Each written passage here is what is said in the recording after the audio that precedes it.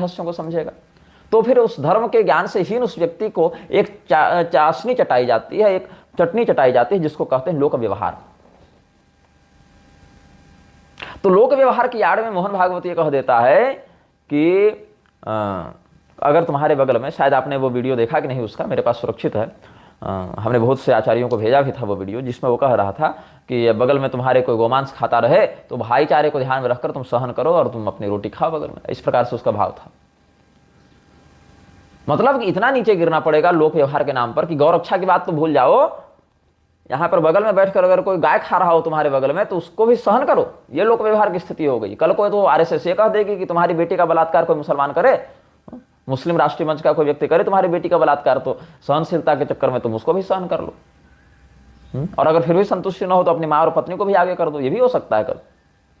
और अगर कहो कि शास्त्र में इसका निषेध है तो कहेंगे कि बदलते जमाने के साथ शास्त्र को बदल देना चाहिए। या फिर मैं तो कहता हूं कि मुरारी बड़ा मूर्ख है, उसको तो इतनी सफाई देनी ही नहीं चाहिए थी, उसको तो एक पंक्ति उठानी थी, कह देता कि शास्त्र में जितने भी सूतक से संबंधित बातें कही सब प्रक्षिप्त हैं। सबसे बढ़िया उपाय यही था। चूक गया बेचारा।